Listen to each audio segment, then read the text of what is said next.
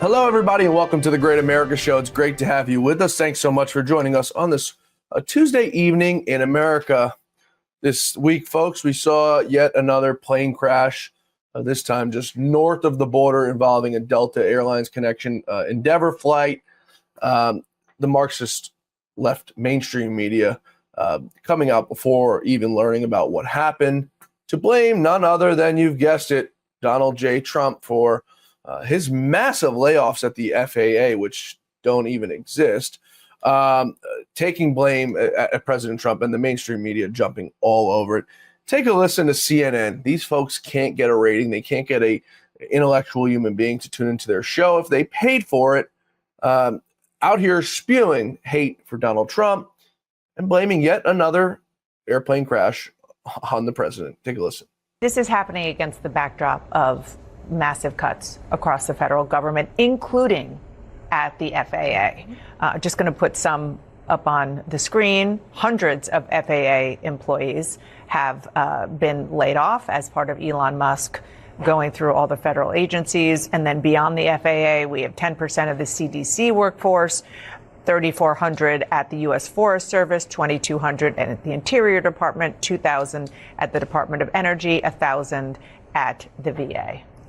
Yeah, listen, and so far, at least if you kind of look at how Americans, Trump voters in particular, are reacting, so far this is something that they haven't really been affected by. You do hear from some GOP senators who are in some of these states where they're public parks, for instance, raising some alarms. But so far, these cuts, because they are directed at federal workers who the right has been expert at demonizing as lazy, as working from home, as costing too much, because they've been demonized. A lot of Americans say, too bad, so sad that they're being axed. We'll see how long that lasts. We'll see if there is any trickle down effect for average Americans. I just want to read what Chuck Schumer, the top Democrat in the Senate, said. I'm thankful that everyone in the flight incident in Toronto that took off from Minneapolis is safe, but we keep seeing these incidents day after day. Meanwhile, Trump's doing massive layoffs at the FAA, including safety specialists, and making our skies less and less safe. These people, folks, are total and utter liars. It's just the truth of the matter. It's what they do, and it's what they get paid to do, and nobody holds them accountable. The truth of the matter is, let's go through some facts. The FAA doesn't run anything that has to do with Canada's towers. It's actually run by a private company called Nav Canada. Private sector, founded in 1996 to run all of Canada's air traffic controlling systems. So the FAA would have nothing to do with this. Now, these were American-trained, American-based pilots.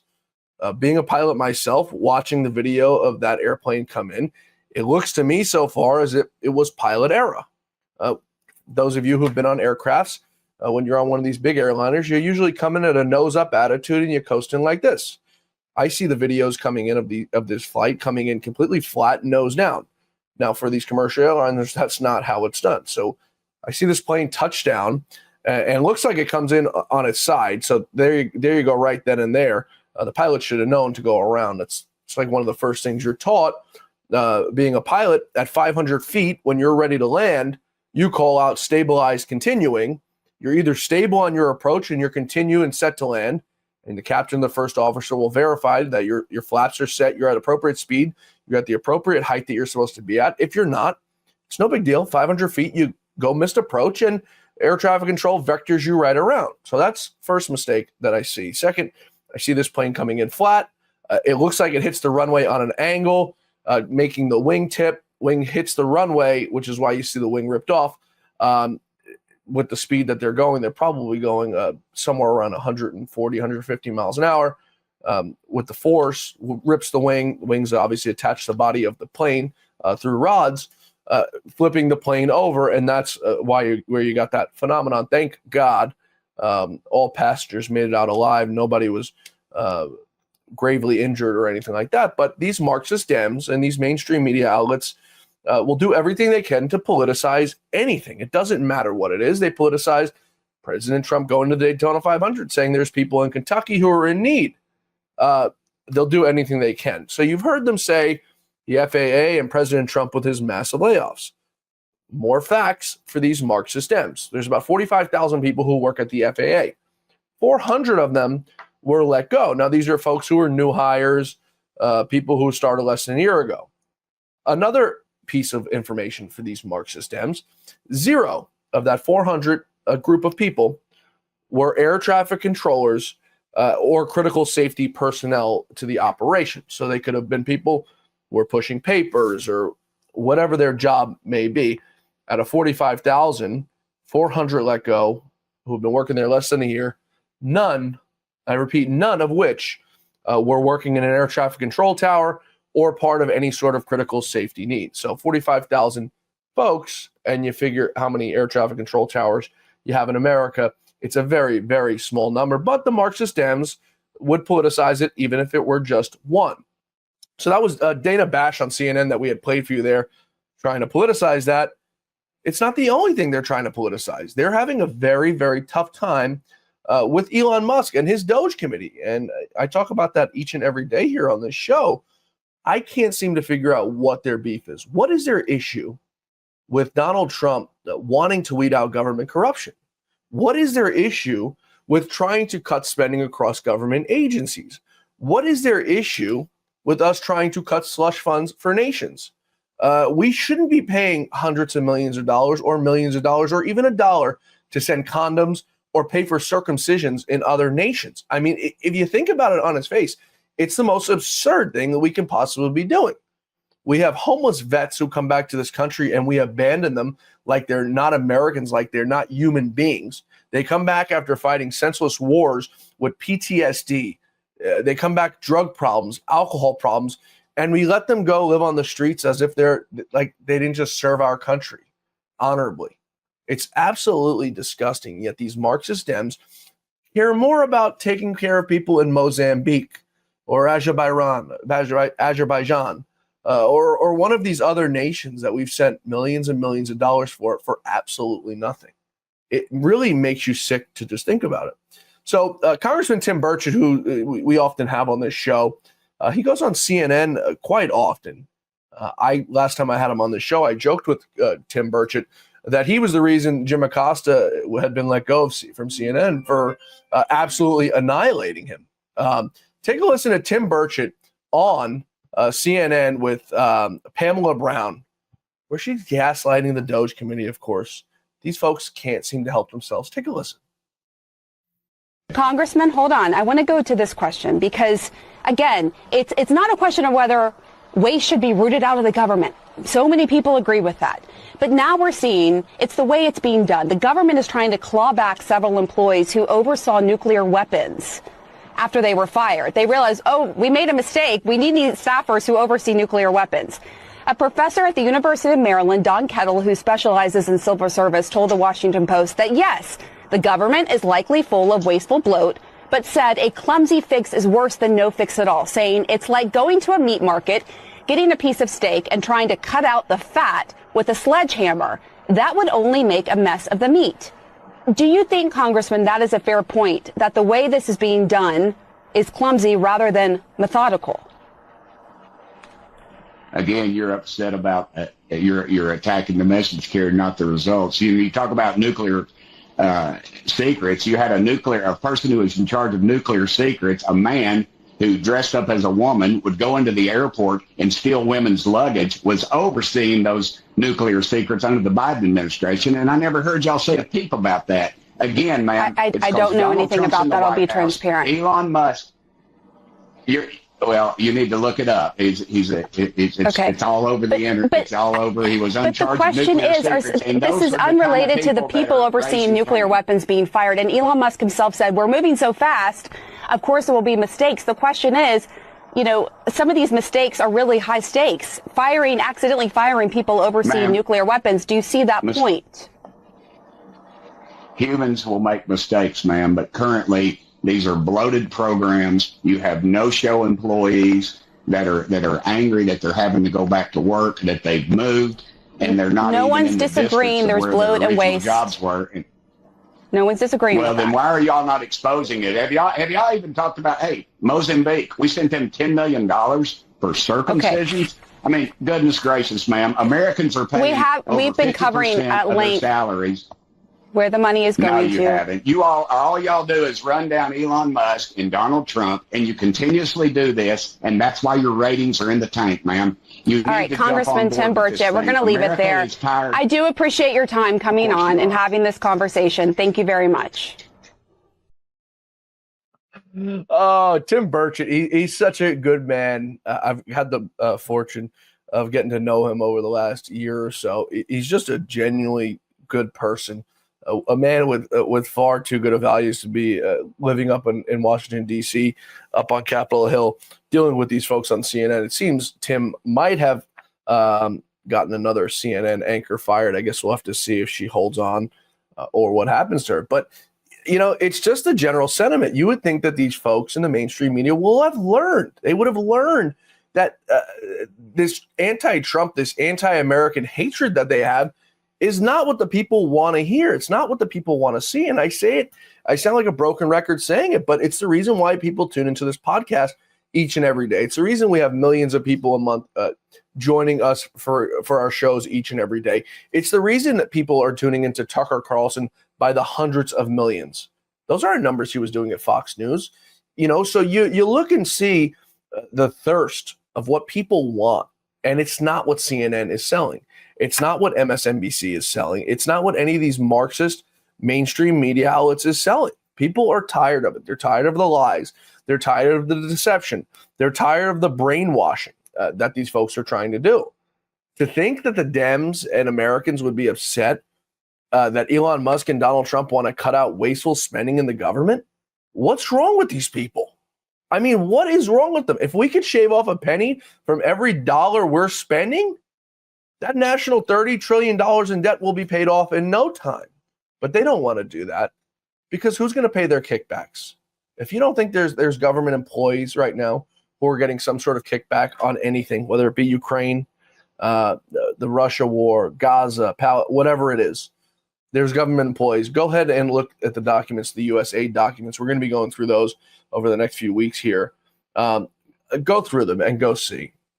Elon Musk isn't only interested in looking at that. Apparently, Elon Musk this week has revealed he wants to go down to Fort Knox and do some inventory, some gold inventory. That's where we have all the gold that backs at least some of our monetary policy that we have here in America. At least that's what they tell us. Will there be any gold left in Fort Knox? I'm kind of skeptical. If Bob Menendez was anywhere around that place in the last few years, I'd say there's probably no gold left in it. If Bob Menendez wasn't around Fort Knox over the last few years, let's say maybe there's half of what they told us is there. But the Dems are absolutely in disarray about this. Why would you be in disarray about Elon going to see what we have in the gold stockpile? Just so we can take some inventory, see what's there, see what's maybe missing. I don't see anything wrong with that, but the Marxist Dems seemingly have another problem with this. So they have a problem with him going through IRS documents to see maybe who's not paying their taxes, maybe who's getting income that we don't know where it's coming from. They had no problem with President Trump's tax returns. They had no problem leaking them to the New York Times for all of the world to see. We knew Donald Trump was probably getting a break on his taxes. He had just taken hundreds of millions of dollars in losses years prior in some of his projects. Okay, that's the tax system, folks. If you don't like it, change it. You can't blame Donald Trump for playing the tax code to his advantage. He'd be an idiot not to. That's just what it is. So Donald Trump didn't make the tax policy that he was abiding by that maybe gave him a massive tax break for the last 20 years. It was George Bush. It was Barack Hussein Obama.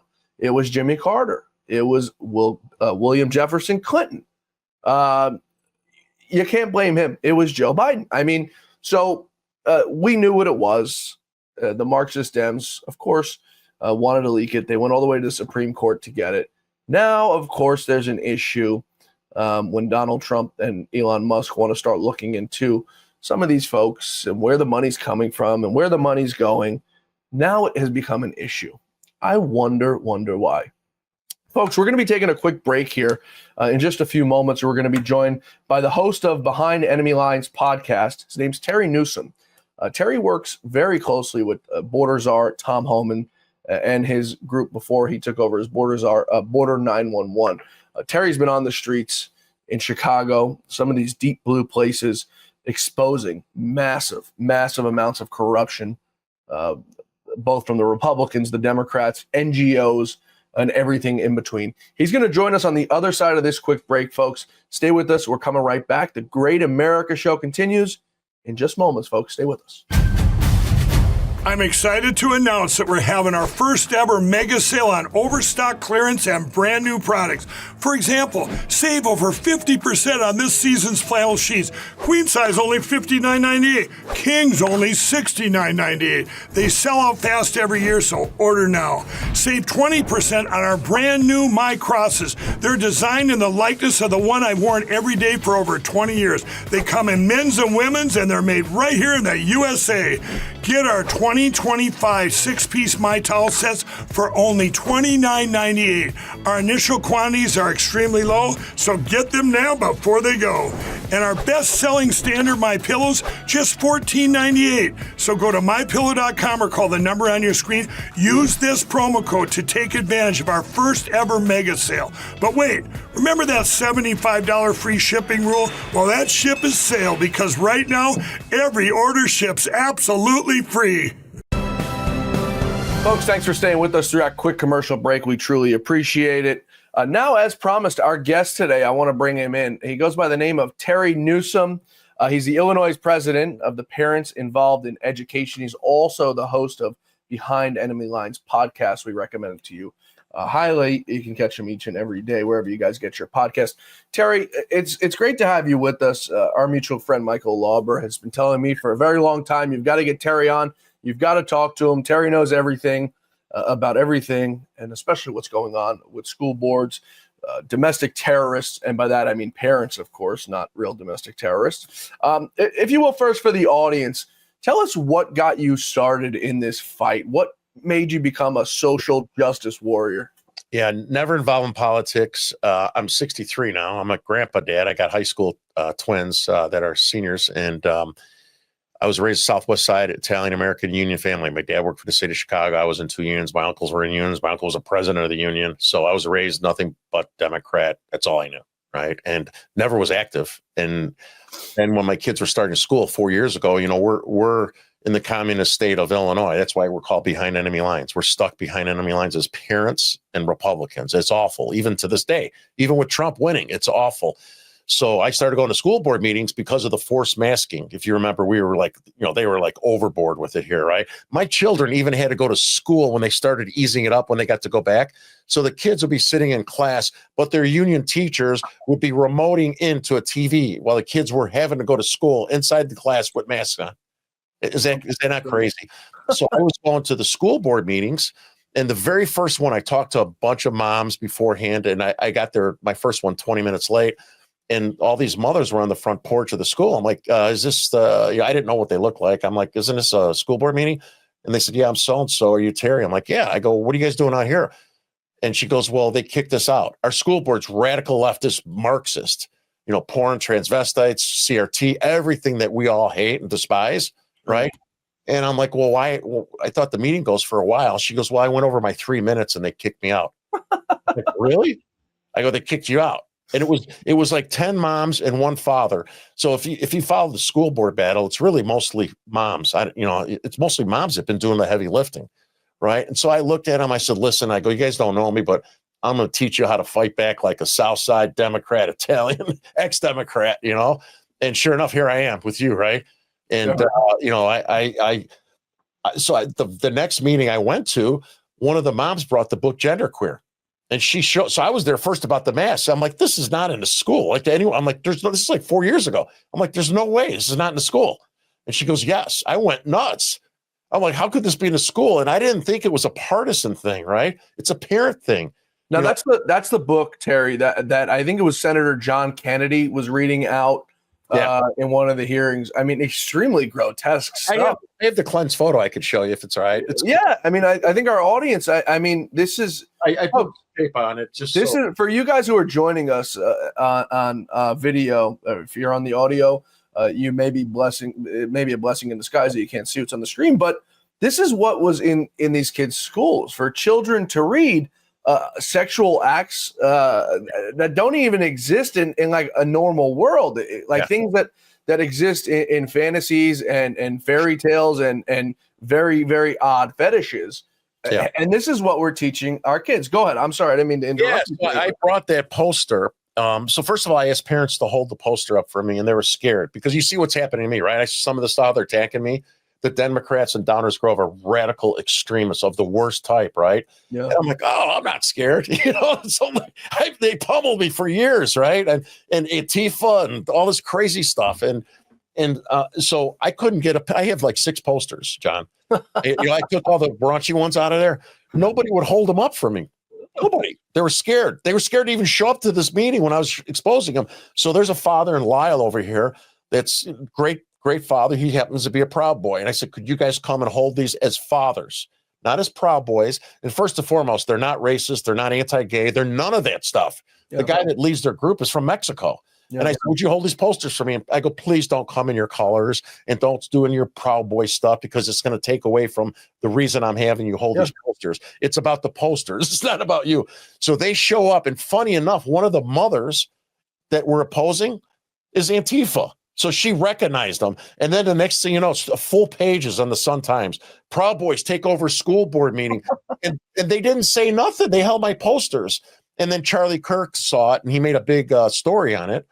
And that's kind of launched me into the public eye about, one of the first. This was right after Garland did that letter. Remember, Garland had that letter? This was like 2 months after that. And it was in Charlie's story. There was multiple law enforcement agencies with riot gear for my school board meeting and 2 FBI agents. This was like 2 months after Garland did that.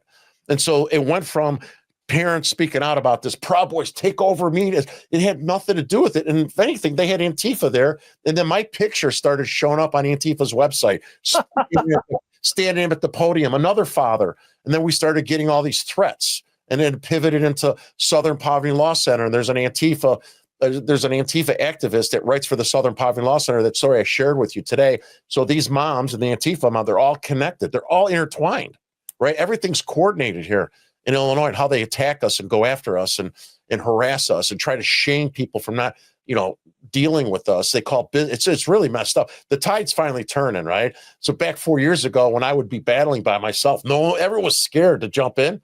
Right. Now we got people I never heard of that are pushing back and fighting. And oddly enough, the picture that I showed the audience, right? So we filed against it. We had appeal. We lost, obviously, against the leftists.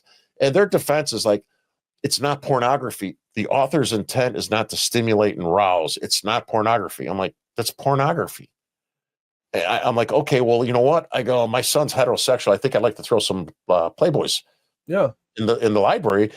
And they go, that's pornography. This is what I had the appeal. I was in the school board. And I said, no, it's not. It's artwork. It's female.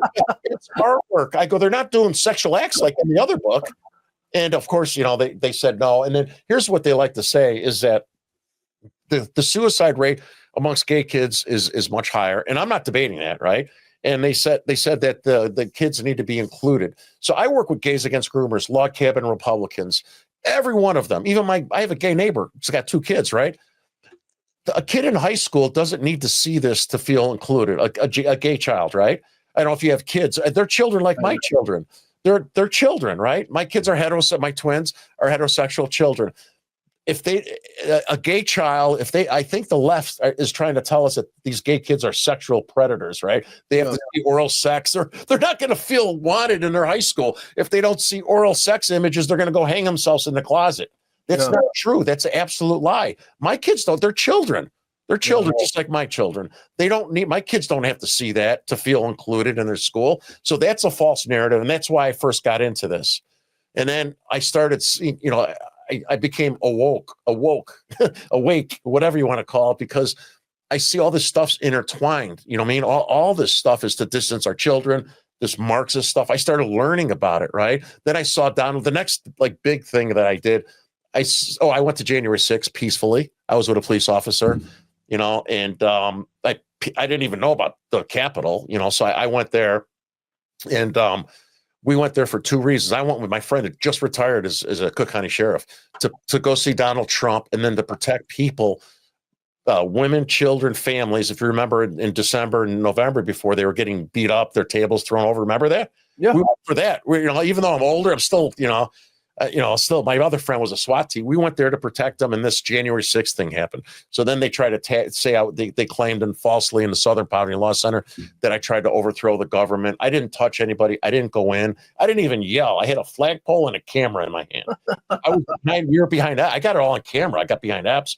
It was just crazy. We just like, holy cow. And then we got back to the hotel room. I turned on Fox News, and I was like, oh my God, there's people inside. We left when they were fighting at the last barrier, police officers between the scaffolding. And just so you know, January 5th, I was at University of Chicago Hospital at noon on an IV for I was in the middle of stage 3 melanoma cancer, chemotherapy. So I was exhausted, John. And the reason, thank God we left so early, I had to lay in the grass as soon as we turned. I was so exhausted. And the way I am, and kind of like Mr. Type A, I would have been in prison until January 20th this year. So thank God, I'm like, let's go. I can't stand up anymore. So I wasn't there to do an insurrection. I didn't know about an insurrection. My friend didn't know about insurrection. And there was no planned insurrection. Yeah, none of us knew. I mean, I was there too at the time working for Fox News. And I was doing shoots. I was doing interviews down at the Ellipse. And I had no idea. I'm with my video guy, and we got a bunch of content, and we leave the Ellipse and head back to Fox News. And I get back to Fox News. Fox News is on lockdown, and I'm like, what the hell's going on here? We just left this thing. Everyone's happy. At this point, I had no idea what was happening at the Capitol. I had no idea people were marching. Obviously, I knew they were marching, but I didn't know. I thought it was just a march down. I didn't know, what was going to happen that day. I think a lot of the people there didn't know what was going to happen that day, but I'll tell you who did know is the government informants who were there. There was only 30 something of them, though. Nothing too crazy. If you look at the grand scheme, the numbers of the average people who were there, those government informants were outnumbered. They stood no chance. Obviously, I'm being facetious, but we're going to get to January 6th and everything that had transpired on that day.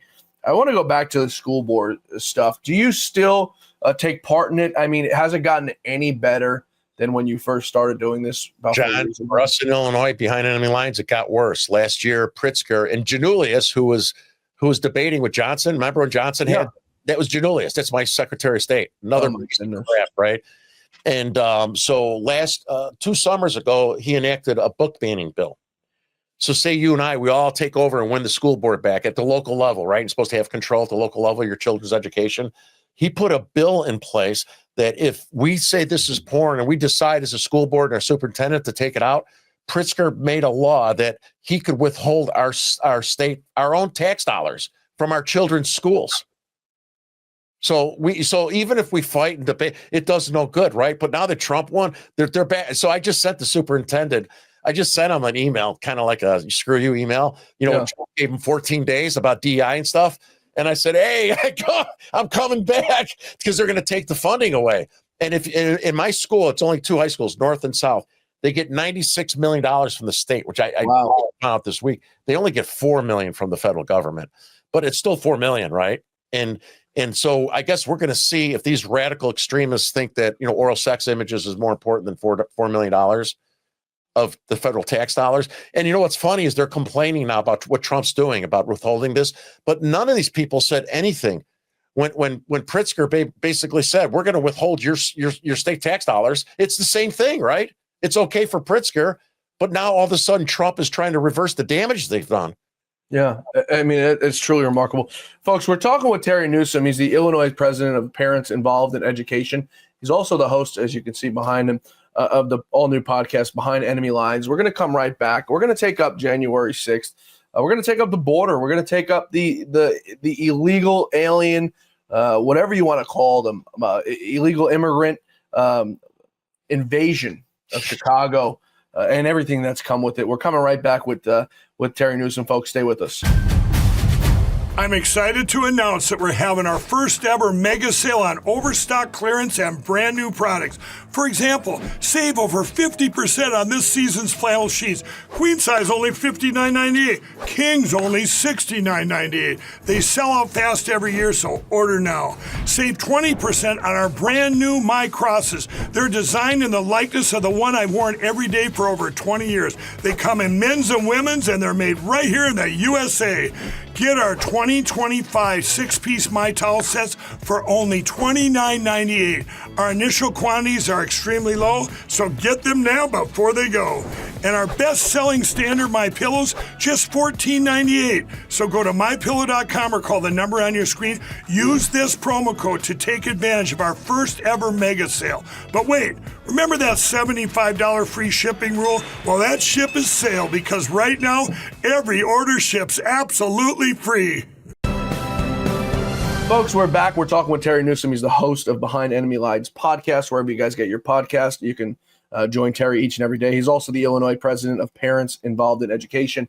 A quick programming note, tomorrow right here on the Great America Show, we're going to be joined by the former governor of Illinois, the great Rod Blagojevich. He joins us tomorrow here on the Great America Show. 6 years as governor of Illinois, and then somehow finds himself in jail as Barack Obama heads off to the White House. So we're going to ask him all about that, what his time was like in prison, what his time was like negotiating with these terrorists, meaning the Obama administration, and how the heck he ended up in jail after being a pretty stand-up citizen. So that's tomorrow right here on the Great America Show. We hope you're going to join us for that. Terry, I want to turn to January 6th and all that transpired on that day.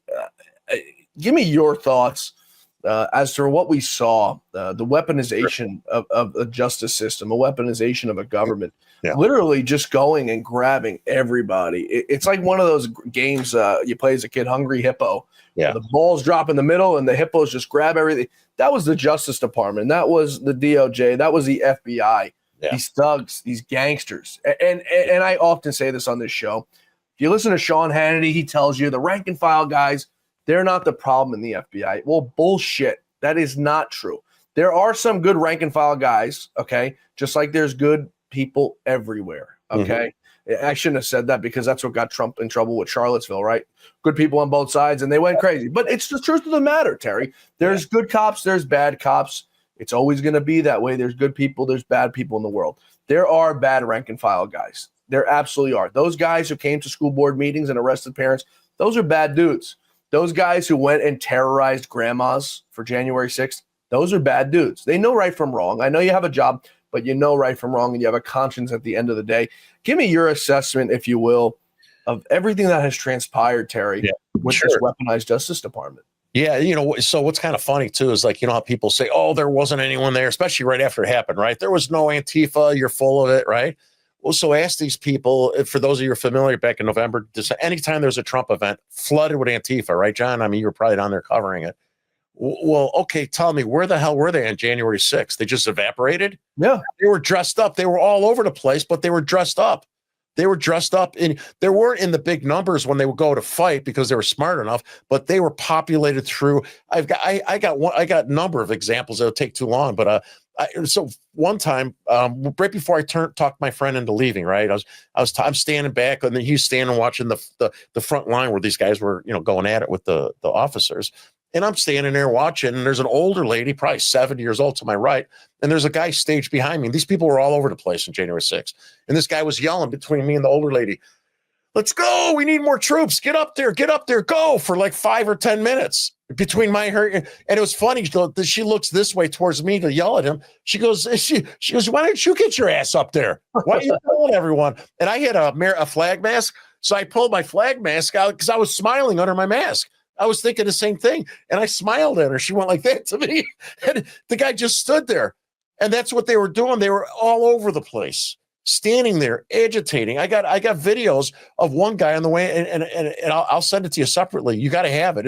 It's a guy wrapped up in a microphone. You can't see him, and he's yelling at people at 1:31. Take pictures, everybody. Take pictures. What happened with those pictures, John? Yeah, the Justice Department's got them. Yes, yeah. So So it's an absolute lie. They were everywhere. You just got to distinguish, what was a confidential informant? That's a paid informant. What might have been an FBI agent? What might have been Antifa and BLM? They were everywhere. And it was a coordinated, orchestrated plan to purposely agitate the people. My friend, the cop, who I knew since I was 14, I was always the guy, and he was always kind of reserved, but I couldn't believe he was a cop for 30 years. And he was so agitated, right? Because you got the emotions, right? You got the frustration, the anger, the sadness, the uncertainty, right? It was all, and then all this crowd, and then you got people yelling, right? It's our house, it's our house. All these agitators. And Rob's like, come on, Terry, come on, because I'm standing back because I was exhausted. And I'm like, I'll just stand here. And if I didn't get him to go because I was so tired, my cop buddy, who's never even got a ticket, would have probably been in prison. And here's another point to show how pieces of crap these FBI agents are. So January 6th, like 3 weeks later, we didn't know this until months later because he was retired and they had a party with the other sheriff's police, and he was a SWAT guy. And his boss's boss was there. And he said, you know what? He goes, at late January, FBI came to Cook County Sheriff's Office. They had pictures of him and me. Right. And he's like, oh, yeah, I know. Right. He just retired. He's a great officer. They talked, he said, for just a few minutes. As soon as they found out that he was retired, these FBI agents left and nothing happened. We didn't do anything. You know what I mean? So I really believe in my heart that if Rob was still an active duty police officer, he would have been fired. He would have lost his pension. They would have done some BS that we trespassed like some people. I was worried for years. I thought I was going to get arrested for trespassing. I didn't do anything wrong. And the Antifa and them kept tagging the Southern Poverty Law Center, tagging the FBI, tagging the Chicago field office, the FBI office. After that hit piece came out 2 years later, after they came after me about the school stuff, and then they started tagging him, all of a sudden, I'm a domestic terrorist. And the way I found that out is the Southern Poverty Law Center story came out like December 1st, right? For the next 2 weeks, they kept tagging over and over and over again. I'd see the FBI, they'd go after my job.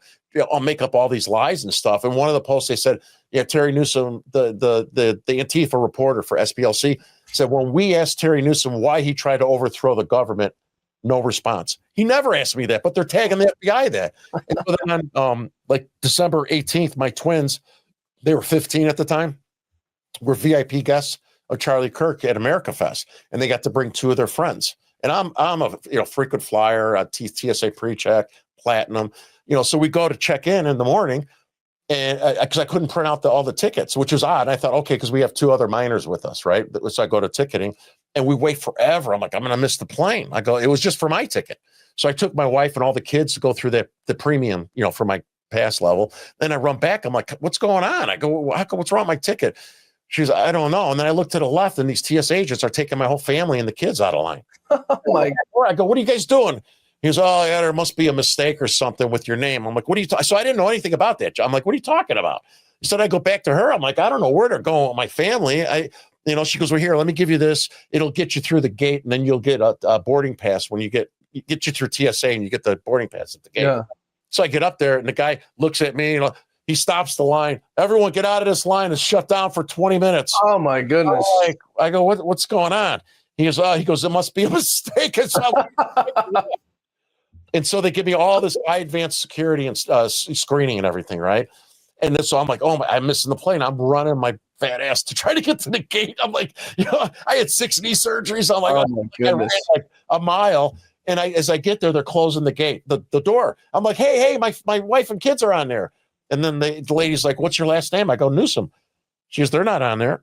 I go, where's my family? Because I'm like, where's my family? And my son comes running ahead of his mom and sister and them. I'm like, where you guys been? He goes, well, they were searching. I go, what's going on? And then I remember this big, tall, black TSA agent comes. He goes up to me. He goes, man, you're on a list with bad people. Really? I go, really? He goes, yeah. So we missed our flight. So then we went to another gate, and I'm a platinum, so they're trying to figure it out. And she's like, wow. She called another agent over. She goes, did you ever see this? She goes, no, I never seen this before. We still didn't know what was going on. Right. And so then she asked me about weapons and stuff. Right. And then they printed boarding passes for my wife and kids for a different flight. And she goes, yeah, we have to call the FBI. I go, the FBI? And so usually it's TSA. So I don't know if you said FBI, because when I was in flying home, they said it was TSA. So I don't know why they said FBI in this case. I had to wait forever. So my wife and kids went to the other gate to take the next plane. And I'm like, I'm going to miss my family again. And she goes, well, she was on hold. She goes, we got to get approval from DC to put you on. So I run over there to say goodbye to him. I drag my bag over there, and then I go, I don't know what's going on. And the lady goes, well, what's your name? And all she think I got approved. We were all Quad S, my wife, my children, the kids, and then we went through that on the way back. Then when I went to CPAC, it was worse.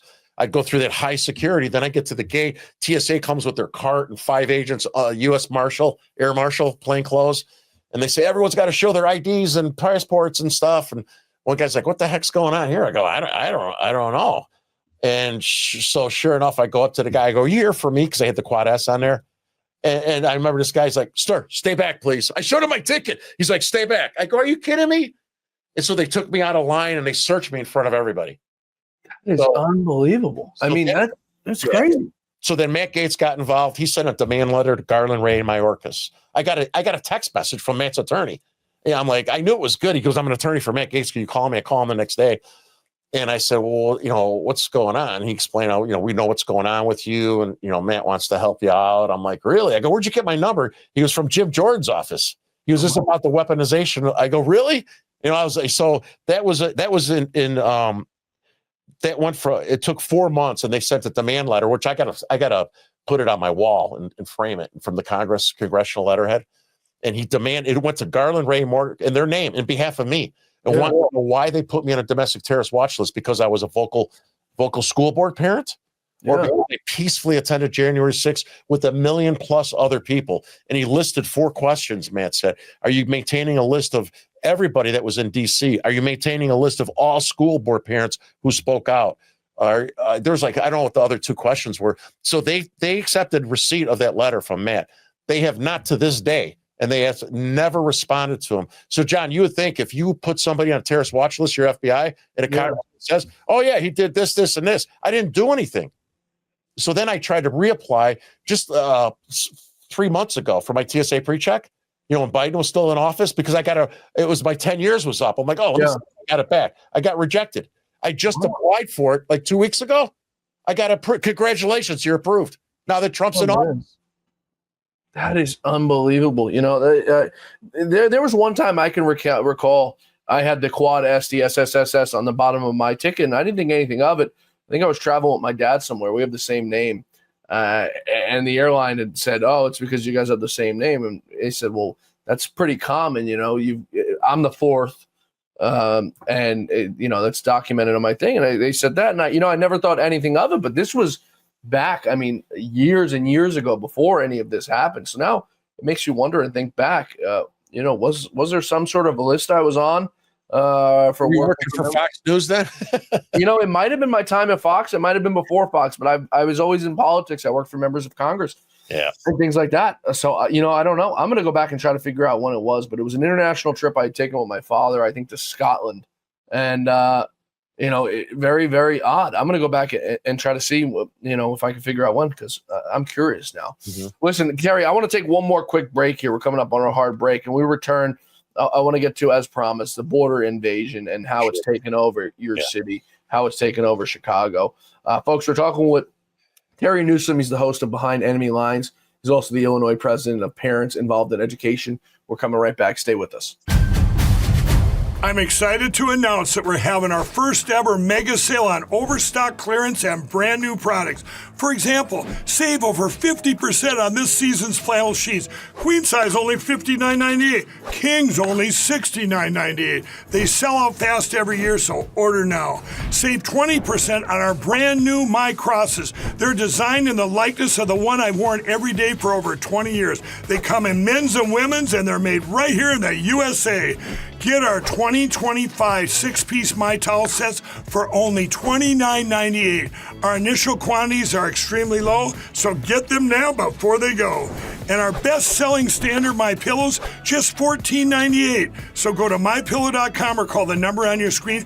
Use this promo code to take advantage of our first ever mega sale. But wait, remember that $75 free shipping rule? Well, that ship is sailed because right now, every order ships absolutely free.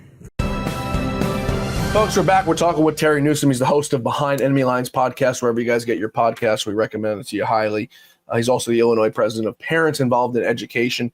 Terry, I want to talk about an issue that's been plaguing your city, my city, New York City. These migrants, these terrorists, these gang members. By terrorists, I mean those gang members who are flooding the cities. Tren de Agua, MS-13.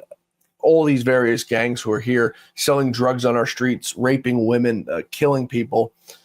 Tell us, if you will, firsthand, I know you're very involved with this, what you've seen alone in Chicago. Yeah, it's awful. I first started tracking them. I live in Downers Grove, nice western suburbs. So Mayor Brandon Johnson made it a rule, a law, that ordinance. If you drop them off in the city of Chicago, they're going to confiscate your bus. I don't know if you remember that. Yeah, that was all for show, right? So what did they start doing? And the NGOs were working with. They're blaming Abbott. NGOs were involved in this as well. They started dropping them off. So I live, east to west train tracks, nice, beautiful suburb, runs into downtown. They dropped off thousands of them on bus loads, full bus loads, different locations, different parts of the train tracks and nice suburbs. And the first one they dropped off, they had no handlers. These people, I don't want them here, but some of them, I felt bad for them. I got pummeled. I don't want them here, but at the same time, in the middle of winter, and they got little babies and they're sitting there thinking they got to catch a train to go to Milwaukee when our train runs downtown. And I'm trying to help them and stuff with respect to that. So then the next bus load was 90% men. And so I'm filming them, and there's video clips on. If you guys look me up on Twitter, Terry Newsome 357, you got to go back. But so all these men come, Venezuelans, and I got him flashing. The guy just got off the bus from the border, and he's flashing Tren de Agua in my face. This was 2 Decembers ago. Before I didn't know they were Tren de Agua. I knew they were gang members, and it's like I got all these pictures of these guys. You see the looks they're giving me. Like they wanted to kill me. And and they had 2 handlers, young guys. One guy you could tell is ex-military, tell them, don't talk to me. Don't talk. They couldn't speak Spanish, by the way. And these guys they'd get them on the train, then they'd take an Uber, go back to O'Hare, and then they'd go back and come back, and they were getting $450 a day. I found out from one of my military buddies. So that's when I started watching them. So then I started going into Union Station, where they would take the trains all the way in. And then I was waiting, and I go up to a Metro police officer, and I said, "Hey, is this where all the illegals come in?" And he's tattooed. He's tattooed, Hispanic guy, right? And he's standing where the platform where they come in. He goes, "Why are you asking?" I'm saying, that's kind of weird for a cop. I go, "Because they're coming in from my suburb here." I go, "Do they come here?" He goes, "Sometimes." I go, "Do they have a handler?" "Sometimes." I'm like, okay, the guys, so I go and sit down. Not more than a minute later, here they come they get off the train. He was the handler, John. What? He was the handler. So they get off the train with the white. I got this all on video. If you guys, got to go back and look. They got the Red Cross things hanging over them. All I'm filming. I'm like, oh, And so then I got another Venezuelan flashing his sign at me as I'm filming because he didn't want me filming him. And so then this guy handed him off to the Office of Emergency Management, which is our FEMA in Chicago. And then they took him outside and put him on a school bus. They took him to the receiving. Oh, my goodness. So then because I'm Italian, half Italian, I could look like so I got grubbied up, and I got inside 2 shelters. Wow. Until they caught me when I couldn't speak Spanish. So after the second shelter, I see they got metal detectors and wands. And so this is supposed to be innocent asylum seekers that create less crimes than us, right? Yeah. They're here to make a better life. I'm thinking, what the hell they got metal detectors for and wands? So I started FOIAing. At the first shelter, I got 240 police incident reports in 1 year. Wow. 40 per 1 year. The next one from the Standard Club of Chicago, 150-year-old building that they converted for these guys. 706 in 1 year. Police reports, John. Wow. Innocent asylum seekers. I got Pilsen. I got 380. Right. This is just police reports. And then they don't even arrest them. So I got human sex trafficking, child pornography. They beat the heck out of the wives. One of the biggest crimes they do, they strangle their wives. They drag them by their hair. They beat their kids up to get back at their wives. I got FOIAs from Catholic Charities. So I FOIA'd the police, and then I FOIA'd the office of the mayor. And so I got the FOIAs between Catholic Charities and massive emailings between Illinois, Northwestern University, Catholic Charities, talking about the Venezuelans. They were putting them up in 55 apartments per day. Wow. And then they would sign the lease for ComEd and People's Gas, Catholic Charities, and they're getting paid with our money. Yep. You know, so then one of the emails, Catholic Charities, goes back to the city of Chicago and says, there's so much spousal and child abuse, we had to add another shelter because the men are beating up their wives so much. Oh, my goodness. And then there's another case at Pilsen where me and Ben caught a drug transaction going underway. And that got like a couple million views. I thought I was going to get shot. We were walking from the center. I'm like, Ben, they're doing a drug deal. And I'm filming, and all these Venezuelans get out. And they're like, I could not. They're calling me MFer in Spain. I knew what that was. And they're yelling. And Ben was filming me, and I'm filming him. We're lucky we didn't get shot. And so they're selling drugs. They got cars with no license plates. Yeah. And they have driver's licenses and insurance. Oh, but yet that's another thing. One of the things they get caught without driver's license or not valid license and without insurance. And then a police officer told me when I was at the O'Hare intake center, the O'Hare where they take them in at the airport, and he came up to me. We're talking, and I showed him the video of me and Ben. I'm like, yeah, I thought I was going to get killed here, and he's laughing. He saw their car. He goes, you know where they're getting those cars from? I go, yeah, they're stolen. He goes, no, they're getting them from the Chicago Pound. So what happens is they impound your car and you don't have the money, and it's a lot of minorities, right, that they supposedly care about. If they can't get their car out of the pound after 26 days, Chicago takes ownership of it. He said they're giving them to the Venezuelans instead of auctioning them off. Wow. I'm trying to find out that trail. You know, I'm poking around. I can't find it out, but I don't see any reason why a Chicago police officer would lie to me about that. That is unbelievable. And I mean, you're describing just what's happening in Chicago. I mean, it's happening in every blue city across this country, whether it be Detroit, whether it be New York City, whether it be out on the West Coast in Los Angeles or Denver, where they're tipping off these gang members to ICE raids, endangering the lives of these folks who go in and raid these places. Tom Homan said it perfectly. One day, one of these agents is going to go in and they're going to be ambushed because they knew they were coming. I would love to come back and talk. You know, I hosted Tom Homan in Chicago. Did you know that? We had secret meetings. Yeah. I'd love to have you back on to discuss all that. I mean, we're coming up on our hard out here, but it was excellent talking with you, Terry. Come back soon so we can continue this conversation. Yeah, Terry Newsome, he's the host of Behind Enemy Lines. Terry, where can they find you? Thank you. When can they listen to you? Yeah, so you can find me on Twitter with our link tree at Terry Newsome 357. If you want to go to Rumble, we could use Rumble help. Just look up Behind Enemy Lines. We're the #1 Behind Enemy Lines on Rumble. There you go, folks. Appreciate it, man. Terry, thanks so much, and thanks for all the great work that you're doing and getting the word out. It ain't easy, and we're indeed enemies in a lot of people's books, but in the eyes of the American people, I think we're pretty decent folks. Thank you, sir. Thanks for having me on.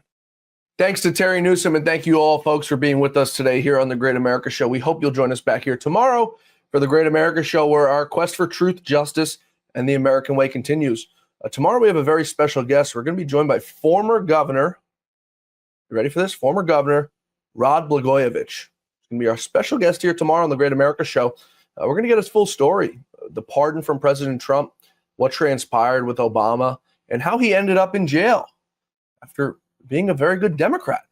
He's joining us tomorrow here on the Great America Show. We're going to have his full story. You're not going to want to miss that interview, folks. We'll see you back here tomorrow for that. Till then, may God bless you, may God bless America, and may God bless the great Lou Dobbs. See you tomorrow.